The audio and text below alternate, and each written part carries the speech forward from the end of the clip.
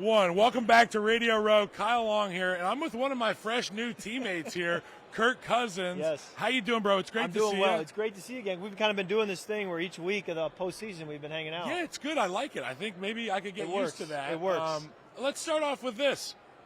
I mean, unbelievably prolific touchdown numbers, yardage, all that stuff.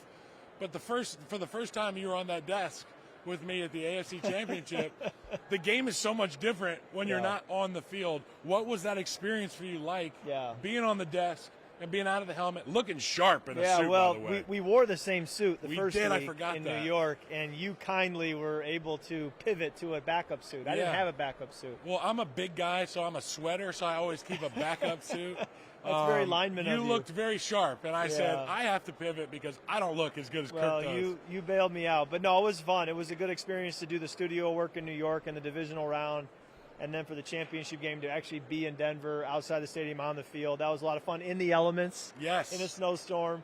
But cool experience. It's just fun to kind of stretch yourself, try some new things, and I thought it went well, and it was good to have good teammates like yourself and JB and Coach Cower and Nate, so went well. You know, it was a lot of fun, and I feel like the unique thing about our game is we have helmets on, and there's 53 of us. Right. And in large part, a lot of us are, like, anonymous. People don't know who we are, like, especially O-linemen.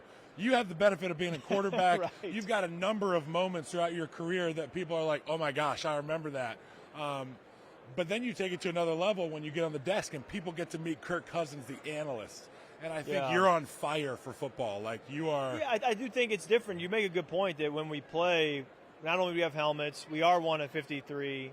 A lot of times people don't really get to know you. They just know your play. Yeah. Especially if you're a lineman, they really don't get to know you. So when you do get to take the helmet off, be a normal person, talk football like you would with your buddies at the cafeteria in the morning before work, it is fun to kind of show that side of yourself because that's really who you are, and I think broadcasting gives you that opportunity. And we get to be teammates still. Like, I show up on the studio on Sunday, and I'm like, those are my boys, dude. No doubt. When we rely on each other, I realized, like, if I say something, I need you to kind of back me up and then build on it and vice versa and work together. So there was more of a teammate aspect than I even realized watching it from a distance. Yeah, it's like pre-snap conversations. Like, we all, if you're wrong, I'm going to be the same wrong. Yeah, so we're going to be right. It's right. like standing at the line of scrimmage, and it's like, hey, Kirk, do you want to slide to the mic here? Do you want We're to all take it out going to to be the wrong will? together. Like, let's get on the same page here. So you talked about having some teammates. I've got a pretty awesome list here of gentlemen that you threw more than 10 or more touchdowns to throughout your career. Yes. Can you name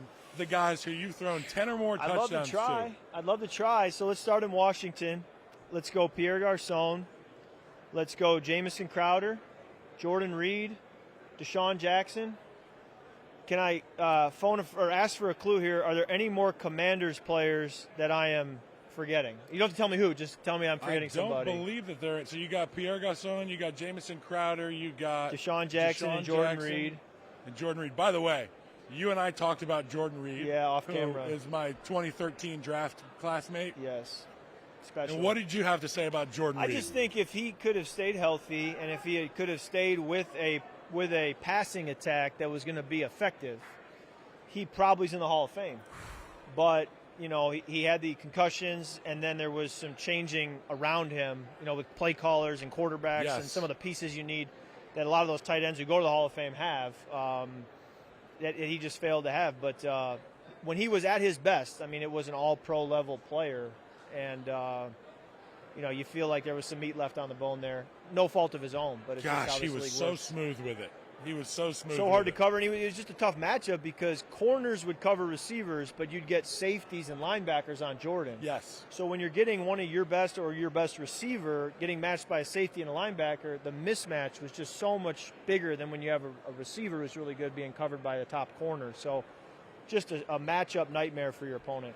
Matchup nightmare. How about just like an attitude matchup nightmare? This guy, Stephon Diggs. So Steph would have been an easy one in Minnesota. So the guys in Minnesota, Justin Jefferson, Stephon Diggs, Adam Thielen. 10 touchdowns. I feel like the Dalvin Cooks of the world and the Kyle Rudolphs. I don't think we got to 10. How about a teammate of yours from Minnesota that went to Alabama?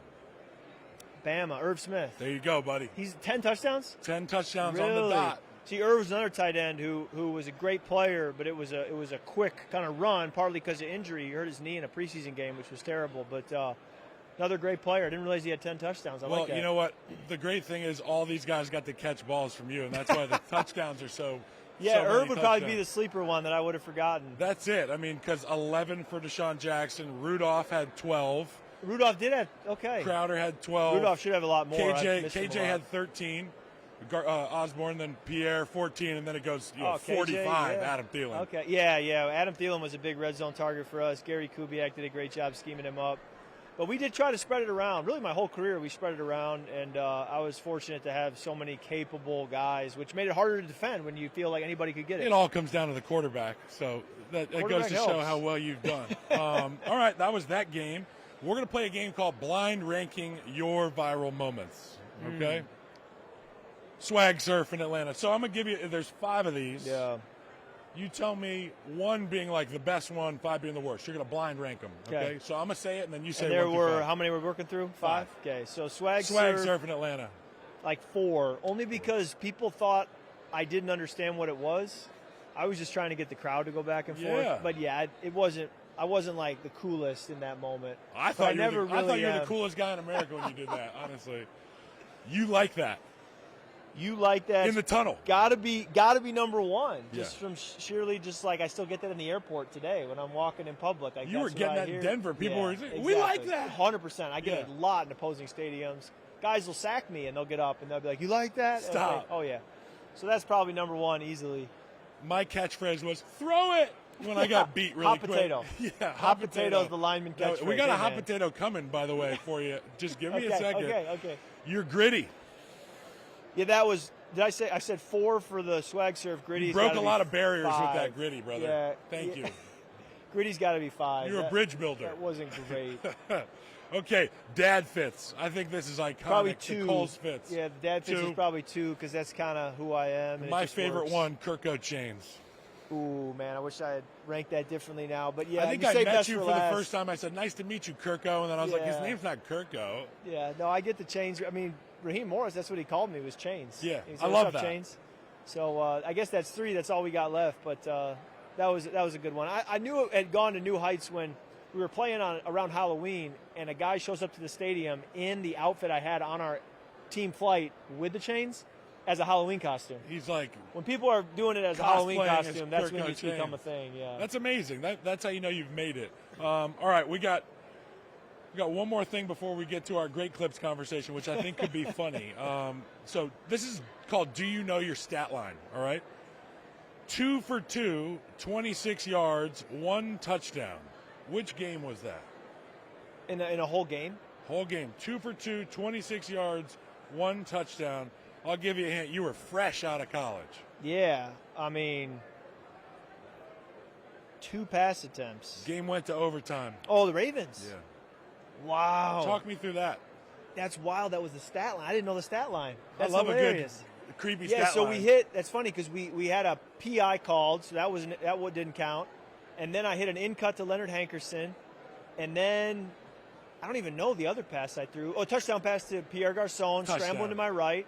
I still remember that concept, off schedule. And then I had the quarterback draw for the 2-point conversion, and then Richard Crawford returned the punt into field goal range. All we do was hand the ball off and kick the field goal. Richard Crawford, SMU Mustang. Yeah, he went to my junior college.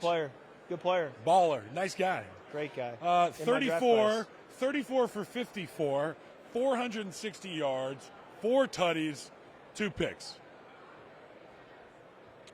The 400 This yards. was a historic Yeah, day. This is the Colts comeback, isn't it? Yeah, man. I remember those plays, too. Like the 2 picks, I remember one of them was a field post across the field. I was being aggressive, and the safety ran with it.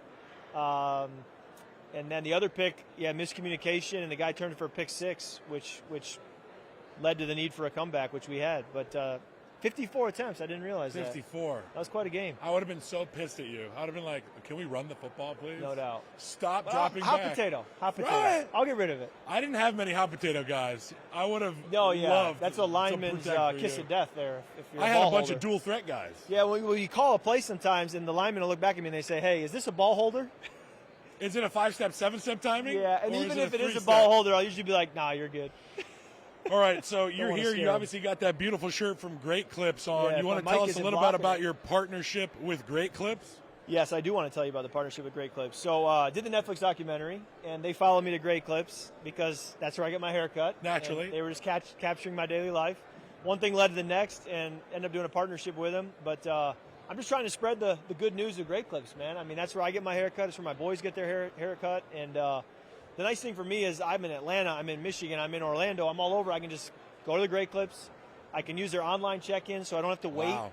You know, I can know if it's a 5-minute wait, 15-minute wait, can plan it out. No mystery. Yeah, no mystery. Be efficient, get in, get out, get on with life. You come in with the roster pick. Yep. So So I just got give me this and they got me haircut. saved, you know, in the clip notes they call it. They got me saved what my haircut is. Clip notes. I love that. Yeah, sit down, they make the haircut, make it easy. So I love Consistency, that efficiency. you can get like the same thing. You can boom, Correct. boom, boom. It's like Predictable. installing an offense, man. We know what you're going to get. But for a guy like me, no hair on top, follicularly challenged, Yeah, I would the say. beard.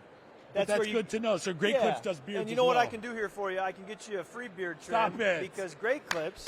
Oh, that's my room key. That's not it. I'll take that. Oh, where did I put these? They're somewhere. They're We'll somewhere. settle up I after will. this. They're in my back pocket here. We're gonna get this, Kyle. But I think it's Okay, cool so that the not Hall only of Fade. hair- Can we get this on the camera?